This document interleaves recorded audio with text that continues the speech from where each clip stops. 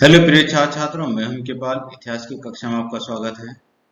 कक्षा 12 में आने वाले सभी छात्र छात्राओं को बहुत बहुत शुभकामनाएं। प्रिय छात्र छात्राओं, हम यहाँ पर आपको इतिहास संबंधी जानकारी देंगे। और जैसे कि हम कक्षा 12 के इतिहास की बात करते हैं, हमारे पास यहाँ पर 3 बुक हैं। प्रथम भाग में प्राचीन कालीन भारत, और द्वितीय भाग में जो है वह मध्यकालीन भारत, और तीसरे भाग में आधुनिक भारत के इतिहास के बारे में बताया जाएगा। प्रिय छात्र छात्राओं, आज हम प्रारंभ कर रहे हैं प्रथम भाग में। जो हमारा पहला चैप्टर है हड़प्पा सभ्यता, ईंटें, मनके तथा अस्थियां। ये हमारा प्रथम चैप्टर है, अध्याय फर्स्ट है। इसमें हम प्रारंभ करते हैं। पहले देखते हैं परिचय। हमारा जो फर्स्ट चैप्टर है, फर्स्ट चैप्टर का हम परिचय देख लेंगे यहाँ पर, और इसमें बताएंगे कि इस अध्याय के अंतर्गत आपको क्या क्या कराया जाएगा, किस विषय पर आपको पढ़ाया जाएगा। तो यहाँ पर सबसे पहले बात करते हैं कि इस अध्याय में हम यहाँ पर आपको हड़प्पा सभ्यता से संबंधित जानकारी देंगे। तो देखते हैं कि सबसे पहले परिचय की बात करते हैं कि सिंधु नदी के तट पर स्थित सिंधु घाटी सभ्यता विश्व की सबसे प्रारंभिक 4 सभ्यताओं में से एक थी। यहाँ पर हड़प्पा सभ्यता के समकालीन अन्य 4 सभ्यताएं थी, और उनमें से एक थी प्राचीन कालीन सभ्यताओं में से एक हड़प्पा सभ्यता को माना जाता है। हड़प्पा सभ्यता एक नगरीय सभ्यता थी। सबसे पहला इसकी बात क्या है कि हड़प्पा सभ्यता एक नगरीय सभ्यता थी। दूसरी हम बात करते हैं यहाँ पर कि पुरातात्विक विदों द्वारा अनेक स्थलों की खोज की गई। हड़प्पा सभ्यता से संबंधित पुरातात्विक जो विद थे, पुरातात्विक विद थे, उनके द्वारा अनेक स्थलों की खोज की गई, और स्थलों की खोज करने के पश्चात वहां पर उत्खनन कराया गया। तो यहाँ पर हड़प्पा सभ्यता के कुछ महत्वपूर्ण नगरों के बारे में हम आपको बताएंगे, जैसे कि हड़प्पा सभ्यता, हड़प्पा नगर, मोहनजोदड़ो, मोहनजोदड़ो के बारे में बताया जाएगा, चंदड़ो के बारे में बताया जाएगा, रंगपुर, लोथल, कालीबंगा और रोपड़, आलमगीरपुर, धोलावीरा। तो ये नगर यहाँ के हड़प्पा सभ्यता के महत्वपूर्ण नगर थे, और जहाँ पर उत्खनन किया गया, और उन उत्खनन से प्राप्त सामग्री के आधार पर उसका इतिहास लिखा गया।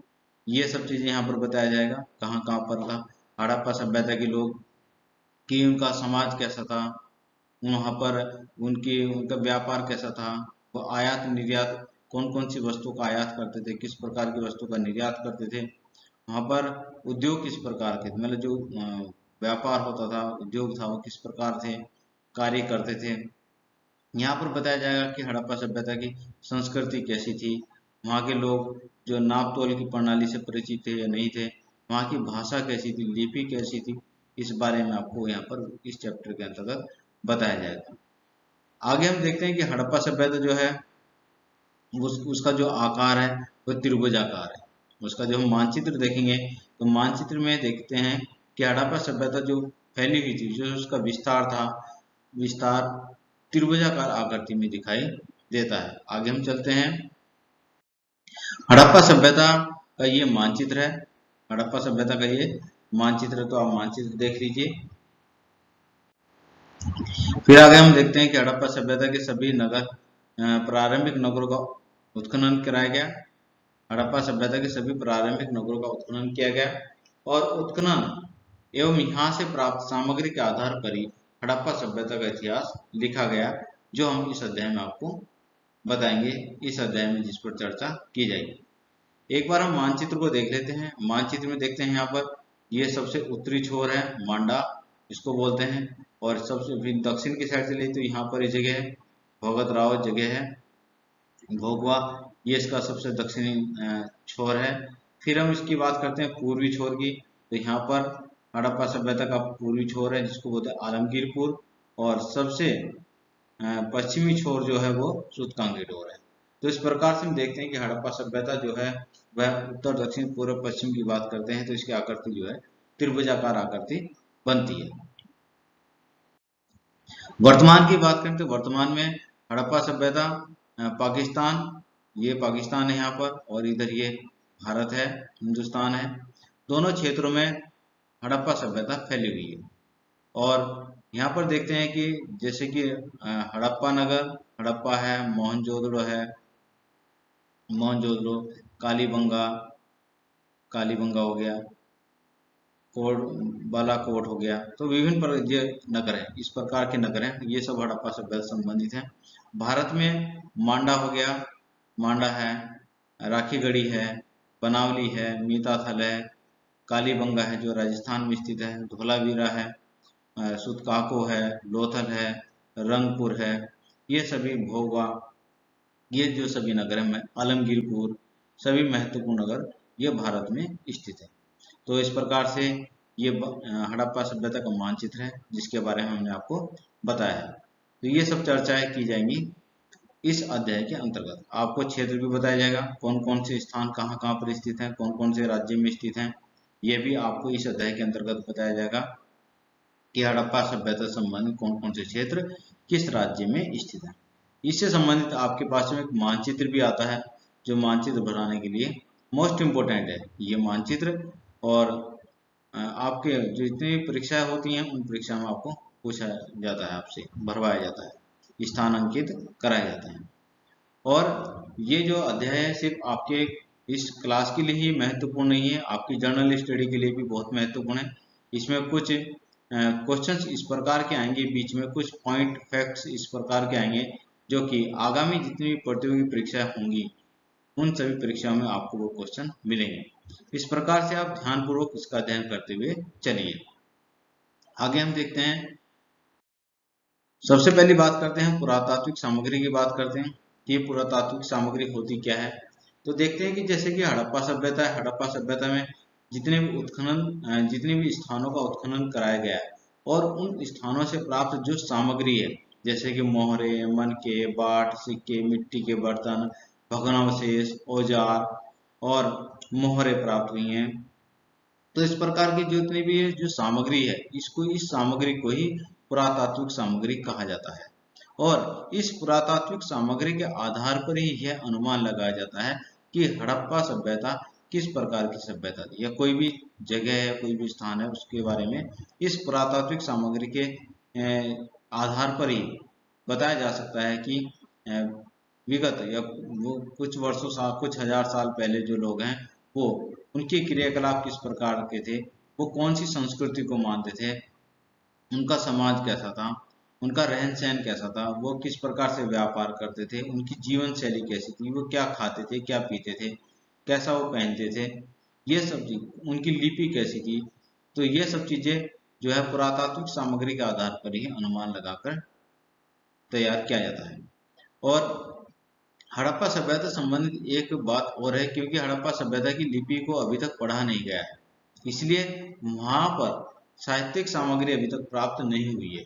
साहित्यिक सामग्री जैसे कि हम कहेंगे कि वहां पर लिपि से संबंधित जो अक्षर हैं, जो लिपि है वहां की, वो प्राप्त हुई है, लेकिन उसको पढ़ने में अभी तक सफलता प्राप्त नहीं हुई है।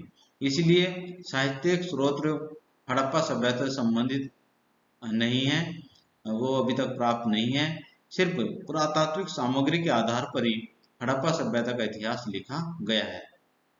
तो इस प्रकार से जैसे कि हम चित्र में देख सकते हैं, यहाँ पर एक चित्र है, इसमें एक वर्षभ के बारे वर्षभ का चित्र है, और यहाँ पर देखते हैं कि कुछ औजार हैं और एक मोहर है। ये मोहर इस प्रकार की मोहर होती थी, और ये मनके हैं, और ये आटा यानी कि अनाज पीसने की चक्की है।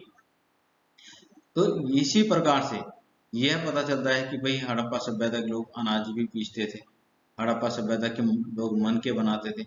वहां पर मोहर होती थी, और मोहर के ऊपर कुछ प्रकार के अंकन चित्र बने हुए होते थे, जैसे कि ये कुछ निशान बने हुए हैं, और ये वहाँ की लिपि थी, लेकिन इस लिपि को अभी तक पढ़ने में सफलता प्राप्त नहीं हुई है। तो ये लिपि है, लिपि के साक्ष्य प्राप्त हुए हैं। और इसी प्रकार से मोहर पर भी एक जैसे कि वर्षभ या किसी पशु की, किसी जानवर की आकृति बनी हुई यहाँ पर है। ये मनके हैं, और मनकों की जिस प्रकार से मनकों को बनाया गया था, सजाकर मनकों को बनाया गया था, अच्छी तरह से पॉलिश की जाती थी, तो उससे पता चलता है कि हड़प्पा सभ्यता में शिल्पकारी भी जो उन्नत कोटि की थी। और इसी प्रकार से ये सब चीजें इस अध्याय के अंतर्गत आपको बताया जाएगा। आगे चलते हैं। अब हम सबसे पहले बात करते हैं हड़प्पा सभ्यता की खोज किस प्रकार से हुई। ये भी क्वेश्चन आपके पास आता है कि हड़प्पा सभ्यता की खोज किस प्रकार से हुई। तो 1826 ईस्वी में सर्वप्रथम हड़प्पा टीले का उल्लेख चार्ल्स मेसन के द्वारा किया गया। यह आपके लिए यहाँ से जर्नल स्टडी का क्वेश्चन भी बनता है, आप इसको नोट कर लीजिए। 1826 ईस्वी में सर्वप्रथम हड़प्पा टीले का उल्लेख चार्ल्स मेसन के द्वारा किया गया। सबसे पहले जो प्रकाश में आया कि भाई ये टीला है और यहाँ पर जो टीले से प्राप्त कुछ सामग्री है वो सामान्य सामग्री नहीं है, एक विशेष प्रकार की सामग्री प्राप्त होती है। तो इससे अनुमान लगाया, चार्ल्स मेसन के द्वारा अनुमान लगाया गया शायद ये सामान्य टीला नहीं है, सामान्य स्थान नहीं है, यहाँ पर कुछ ना कुछ प्राचीन कालीन चीजें जरूर होंगी, लेकिन यह नहीं पता था कि इतनी बड़ी सभ्यता रही। तो इतना। फिर उसके बाद में 1856 की बात करते हैं। तो 1856 में क्या हुआ कि कराची से लाहौर तक रेल लाइन बिछाने के दौरान, कराची से लाहौर के बीच में रेलवे लाइन बिछाई जा रही थी और रेलवे लाइन बिछाए जाने के लिए कुछ वहां पर पत्थरों की, ईंटों की आवश्यकता महसूस हुई और उस बिछाने तब जो टीला था उस टीले की खुदाई की गई और उस टीले से कुछ जो अवशेष वहां पर पत्थर लेने के दौरान कुछ अवशेष प्राप्त हुए हैं, कुछ सामग्री प्राप्त हुई और उन अवशेष सामग्री के आधार पर यह अनुमान लगाया गया कि ये जो सभ्यता थी बहुत ही महत्वपूर्ण सभ्यता, कोई प्राचीन कालीन स्थल है ये। तो एक बार फिर देखते हैं 1856 ईस्वी में कराची से लाहौर तक रेल लाइन बिछाने के दौरान हुई खुदाई में जॉन बर्टन, ये महत्वपूर्ण नाम है दोनों, इनको आप नोट कर लीजिए, जॉन बर्टन और विलियम बर्टन नामक अंग्रेजों को कुछ पुरातात्विक अवशेष प्राप्त हुए। अंग्रेजों को कुछ यहाँ पर पुरातात्विक अवशेष प्राप्त हुए। उससे अनुमान लगाया कि यह सभ्यता, ये स्थल जो है एक सामान्य स्थल नहीं है, ये किसी प्राचीन कालीन सभ्यता से जुड़ा हुआ है। फिर 1873 में जनरल कनिंघम को भी कुछ हड़प्पाई पुरातात्विक सामग्री प्राप्त हुई। और फिर आगे चलते हैं 1921 में रॉयल एशियाटिक सोसाइटी द्वारा प्रकाशित पत्रिका में हड़प्पा सभ्यता पर एक लेख लिखा गया, हड़प्पा स्थल पर एक लेख प्रस्तुत किया गया। तो एक बार फिर देखते हैं कब सबसे पहले 1921 में रॉयल एशियाटिक सोसाइटी द्वारा प्रकाशित पत्रिका में एक लेख प्रस्तुत किया गया। आगे देखते हैं। फिर 1921 में सर जॉन मार्शल, उस समय पुरातात्विक सर्वेक्षण विभाग के महानिदेशक थे, उनके नेतृत्व में राय बहादुर दयाराम साहनी, नाम नोट कर लीजिए, राय बहादुर दयाराम साहनी ने हड़प्पा स्थल की खुदाई की। हड़प्पा स्थल की खुदाई उन्होंने कराई, उसका उत्खनन, खुदाई का मतलब होता है उत्खनन, उसका उत्खनन उन्होंने कराया। तो ये क्वेश्चन भी आपका जर्नल स्टडी का भी क्वेश्चन है, पूछा जाता है कि हड़प्पा स्थल की सबसे पहले खुदाई कब की गई। तो 1921 में हड़प्पा स्थल की खुदाई राय बहादुर दयाराम साहनी के द्वारा कराई गई। ये आपका क्वेश्चन बनता है। आगे चलते हैं। फिर 1922 ईस्वी में राखालदास बनर्जी ने मोहनजोदड़ो का उत्खनन कराया, उसकी खुदाई कराई राखालदास बनर्जी के द्वारा, मोहनजोदड़ो की खुदाई कराई गई 1922 में। ये भी आपका जर्नल स्टडी का क्वेश्चन है, इसको भी आप अच्छी तरह से नोट कर लीजिए। तो इस प्रकार से फिर ये एक क्रम शुरू हो गया है, एक के बाद एक स्थलों की खुदाई होती चली गई और इस प्रकार से पता चला कि ये जो सभ्यता एक कुछ स्थलों तक ही सीमित नहीं है, यह सभ्यता सिंधु घाटी क्षेत्र से बाहर भी स्थित है। पहले प्रारंभ यह माना जाता था कि हड़प्पा जो ये स्थल है, ये जो जितने भी स्थल मिले हैं सिर्फ सिंधु नदी घाटी क्षेत्र तक ही सीमित है, लेकिन बाद में पता चलता है कि जो पश्चिमी भारत है वहां पर भी इसका पूरा विस्तार दिखाई दिया हड़प्पा सभ्यता का। तो इस प्रकार से हड़प्पा सभ्यता का उद्भव हुआ और फिर यहाँ हुए पुरातात्विक उत्खनन में एक के बाद एक अनेक कई नगर प्राप्त हुए हड़प्पा सभ्यता से संबंधित। और हड़प्पा फिर देखते हैं कि जो बड़े नगर थे, हड़प्पा सभ्यता के बड़े नगरों में हड़प्पा और मोहनजोदड़ो महत्वपूर्ण नगर थे और फिर पुरातात्विक जो विधि थे, पुरातात्विक विधि के द्वारा यह अनुमान लगाया गया कि शायद यह हड़प्पा और मोहनजोदड़ो इस सभ्यता की जुड़वा राजधानियां भी रही होंगी, ऐसा अनुमान लगाया गया। तो प्रिय छात्र छात्रों, इस प्रकार से आज का हमारा यहीं तक ये क्वेश्चन था कि हड़प्पा सभ्यता की खोज किस प्रकार से हुई, हड़प्पा पुरातात्विक सामग्री किसे कहते हैं। हमारे यहाँ पर 2 क्वेश्चन बनते हैं, इनको आप अच्छी तरह से तैयार कर लीजिए और इसी प्रकार से आप हमारे साथ जुड़े रहिए। अगर यदि अभी तक आपने हमारे चैनल को सब्सक्राइब नहीं किया है तो हमारे चैनल को सब्सक्राइब कर लीजिए। इसी प्रकार से हम आपको पूरा ये अध्ययन करेंगे, ये पूरा सिलेबस आपको हम तैयार कराएंगे। धन्यवाद।